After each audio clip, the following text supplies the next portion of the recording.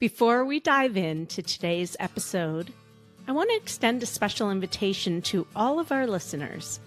If you're considering adoption, navigating the home study process, or simply curious about your options, RG Adoption Consulting is here to guide you. Visit our website at www.rgadoptionconsulting.com/contact to schedule a complimentary chat. Our multi-agency approach is a strategic way to accelerate your adoption process without putting all your eggs in one basket. This strategy prevents you from feeling stuck with one agency, especially after a significant financial commitment. Why not consider a multi-agency approach with lower initial fees? We believe it makes a lot more sense. Plus, the support and education you receive through our services are aspects you might not expect you'll need until you're deep into the process. Reach out to us at rgadoptionconsulting.com/contact. We're here to support your adoption journey every step of the way. Your dream is to become a mom. My dream is to help you get there. I'm Rebecca Gruenspan, a single mom through domestic adoption and an adoption consultant for over a decade. I'll be your guide, along with other adoption professionals and members of the adoption constellation, walking you step by step down this beautiful and complex path of adopting your baby. When I was going through the adoption process, I had no idea what I was doing, what I needed to know, or more importantly, who to trust. Well, after helping hundreds and hundreds of families grow through the beauty and complexity of adoption, I've learned more than a thing or two, and let me tell you, it's not always rainbows and butterflies. This isn't just another podcast sharing adoption stories, but it's for you if you're genuinely committed to diving in with an open heart, eager to learn everything there is to know about adopting a baby so that you can show up for yourself and your child in the best way possible. This podcast is for you if you're ready to put your newfound knowledge into action. Adoption isn't for the weak of heart, and it certainly isn't done when your baby gets placed in your arms. If that's what you think, I'm afraid you're living in La La Land. My promise to you is to keep it real if you promise to keep digging. We'll acknowledge the hard, and we'll also celebrate the joy that is adoption. You ready? Let's do this. Hello! And good morning. I hope that everybody has had a wonderful week so far. Let's see what has been a win this week. We have in my home, the Gruenspan abode, we have a new 21-year-old man from Israel staying with us for 2 months while he works here on an exchange. Every year, one of the camps brings in about, 10 Israelis, and in Hebrew, they're called shlichim or shaliach for one, or shlicha, that's girl. Shaliach is boy, shlichim is multiple, and that is your Hebrew lesson for this morning. Anyways, we have this lovely man staying with us for 2 months, and it's been wonderful so far. So that's a win for us. I'm excited. We, when we lived in Chicago, I'm in Cleveland now, we had 2 different times where we had exchange students, one from Spain, one from Mexico. And it was such a great experience in such a little teeny place. And now we have more space. So it's been nice. So a lot of stuff has come up over the past week, including these waves in my hair, which I'm loving. A lot has come up this week. So adding a newborn to health insurance. And I want to bring this up on Facebook because there is always a ton of conversation around adding kids to insurance. Okay. Needing some advice on adding newborn to health insurance. My employer keeps telling me that they can only be added to insurance once they have a social security number, but that doesn't happen until finalization, right? How is the newborn covered otherwise until then? This is a response that our client got from their employer. When a baby is born, they automatically hold off on the hospital charges because they know that the baby can't be put on insurance without a social. He wouldn't even be able to have Medicaid until he is assigned a social. What the hospital will do is take your information to begin with because he will have the same contract number and group number as you. And then he said, does this sound right? Here are some of the answers. This is completely wrong. You don't need a social to add them to insurance. I concur. The law states that an adopted child will be treated like any other child. That means the moment you are financially responsible for them, which can even happen before placement, they are legally able to be added to your insurance. Please feel free to DM me if you need help fighting this battle. Helping people with an insurance is literally my hobby. I've helped a lot of people get covered for various things, started with IVF, and now do the same for adoption. So if you need that help, I might have a contact for you. Let me read you some more. Agreed. I had to sue my employer, and they changed their policy once they were informed of the law. Wow. Oh, wow. I'm looking at who responded to that, and I remember her situation. Okay. Somebody else said, I sell health insurance, group and individual. Insurance companies give you up to 60 days to add a newborn and process claims. They will start with name and date of birth and add social once available. Perhaps HR in a smaller office gave this generic reply. You can also call the 800 number on the back of your card. I did call customer service from my insurance company. They confirmed what my employer was saying. Interesting. Is it a smaller company? Most larger carriers like Blue Cross Blue Shield and UHC will take name and date of birth. I would not stress, though, claims can be filed and newborns added retroactively, even up to 90 days. My personal experience 12 years ago was that my son got added from the day he was born, retroactively. Is that the word? So I submitted paperwork afterwards. Also, people saying, yep, got our child added before the Social Security. Somebody said, I don't think most insurance companies understand adoption or the terminology. Our insurance company told us that our son would not be covered until the adoption was finalized, but then they added him the day of placement. We just had to send the legal documentation to them. They would ask for a social security number periodically, and we just told them that we didn't have it and we're working on it. We didn't have a social for him until he was a year old, and it wasn't a problem. My tip for you, find out if baby is covered at time of birth or time of placement. If at time of placement, get them Medicaid coverage for first days, not on your insurance. Otherwise, the bill might be staggering. I got a huge bill because my insurance said he wasn't covered until placement, which was after 3 days in the NICU. I was able to get his Medicaid after, and they paid me back, but that was stressful. So, bottom line is, many companies have no clue what they're talking about. There are laws in different states. I don't know if they're all the same, if it's based on an insurance company. Typically, you will not have a social security number for months, and typically that should not affect the insurance coverage.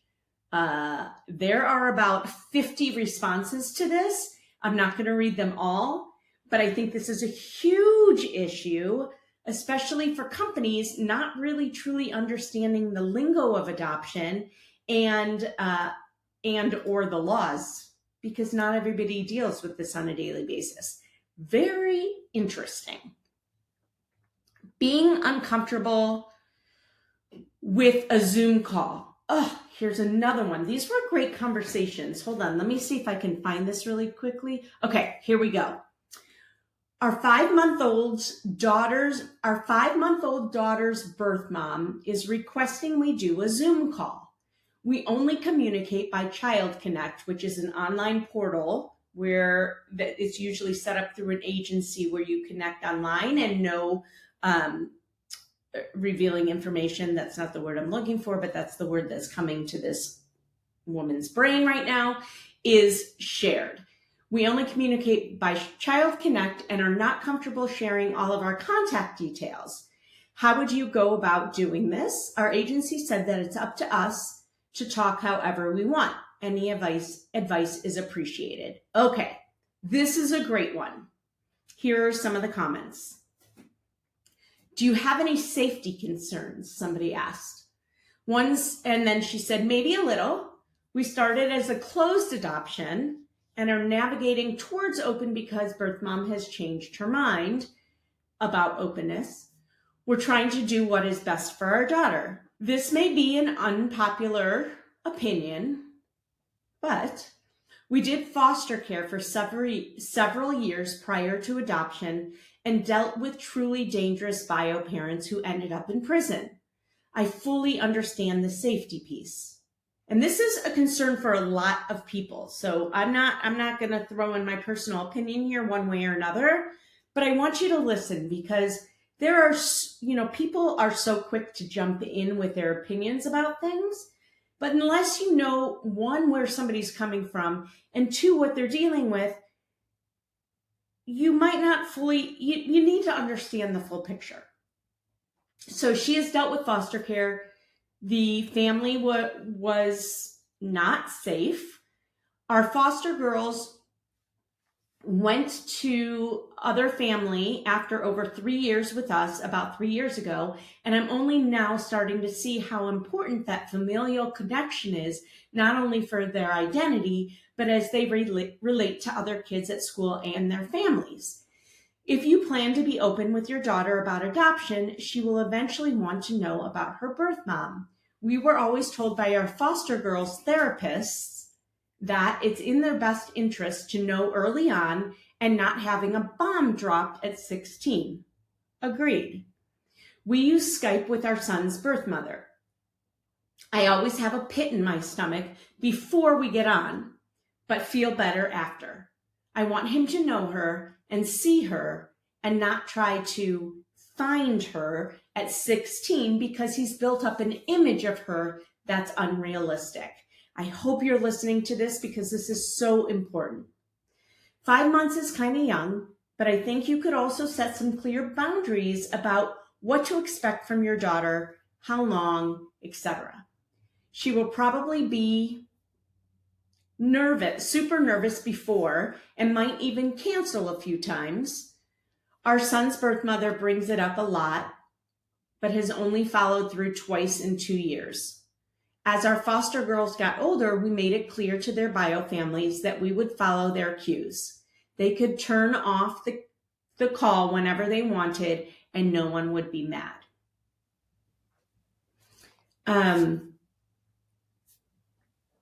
And she said, thank you for that advice. I understand that it's important to try to establish a connection with her for our daughter's sake. I also remind myself that the best thing to happen to me is the worst thing to happen to her. I also remind myself that the best thing to happen to me is the worst thing to happen to her. So I try to give grace anywhere I can. It's beyond uncomfortable the first few times. It may be, it may not be. I think it might be important for her to see that sweet baby is safe, for the birth mom to see that her baby is safe and loved, and help her grieve and have a tiny bit of closure. It takes time to find your normal, but it's rewarding when you get there. And I really mean it. Sometimes they end up canceling because it's just too much. Try to not let it wrap you up until it's really happening. And there's so many, there's paragraphs and people had a lot of advice. But it's such a good topic to talk about. Let me read one more. Somebody chimed in and said, such words of wisdom shared. I have 2 fully open adoptions with different birth moms. Just Tuesday night, we video chatted with my youngest's mom, as it was his birthday. His mom had asked to come visit him every year for his birthday, but the last 2 years she has not made it out as she has been saving money for a place of her own to live. We don't video chat much as my kids are awful at video chatting, but it was amazing talking with her and hearing her voice, seeing her place, and seeing how well she's doing. I think so often this is overlooked, yet in open adoption, the birth family is truly part of your family. Most of the call time was her and I chatting and catching up, which was always explained to me with the matching phase. You want to match with someone you can have lifelong conversations with, as they will be in your life forever. Okay, it's always a nice bonus. I don't know if that's totally necessary, but it is a nice thing that can happen. We talked about work, we talked about our son, kids in general, crazy life stuff, goals we have for the year, etc. Yes, it can be about that little one, but it can also be about that relationship and commitment we have to one another for life.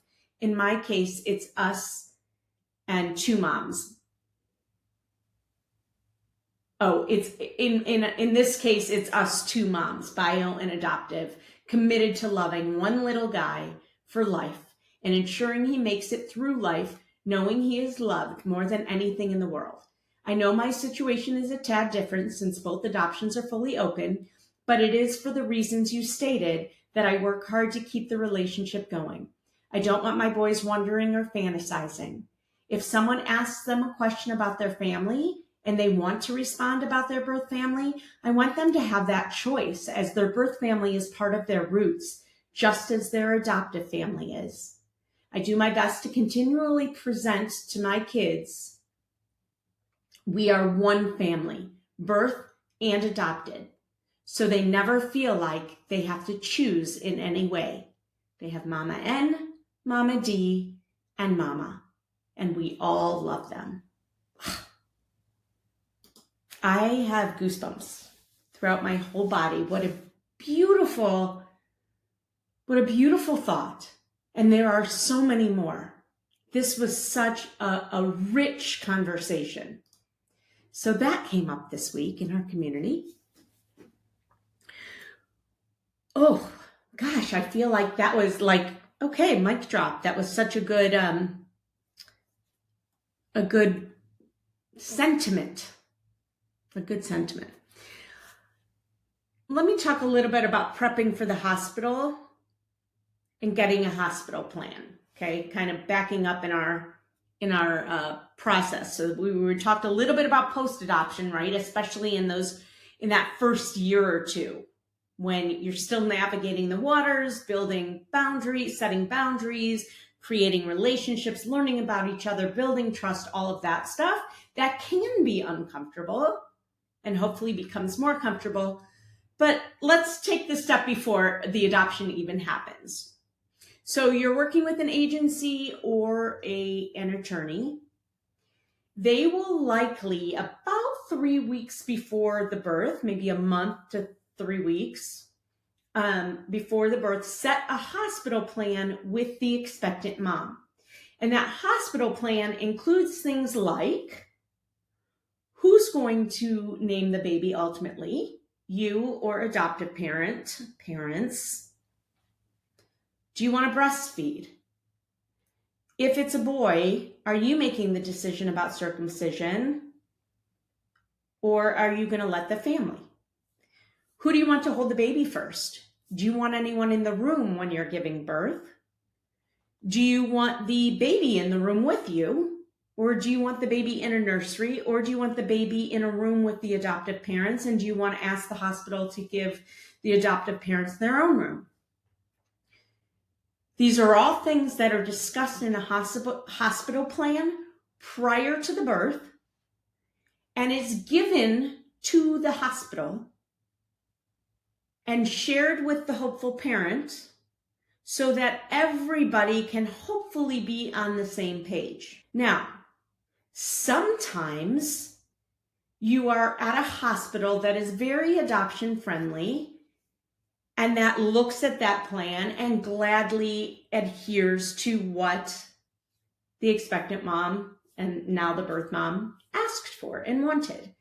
And sometimes you walk into a hospital that is, or even work with one person that is kind of anti-adoption, thinks it's wrong, or maybe you are a single parent who is adopting, or a gay family who's adopting, or a transracial family who's adopting, and they have strong opinions about that, and they treat you as such, and it's very uncomfortable.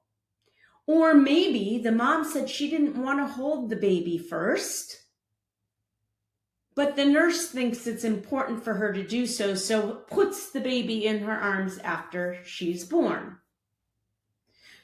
You can encounter all sorts of things. And so I want you to be prepared that although there is a plan in place, and although mom has chosen you and has chosen this plan and has hopefully been counseled as such and is firm in her decision, that things may not always go as planned. And so you need to walk in knowing that, walk in and be kind to everybody and go with the flow. That is the best advice I can give you, is to be prepared for anything, hope for the best, and go with the flow. I am going to end here. There is a lot more that came up, and I'm going to save some for next week. So please join me again here, same place, same time, on the Adoption Roadmap podcast, which drops every Wednesday and Friday mornings. I hope that you'll continue to follow along. Thank you. Have a wonderful week. I love you all. Bye. Well, I hope you enjoyed that episode of the Adoption Roadmap podcast. If you did, I have a few favors to ask of you. First, please hit subscribe so you never miss an episode. And while you're at it, I'd love to hear your takeaways. Please write a review and let me know what you liked.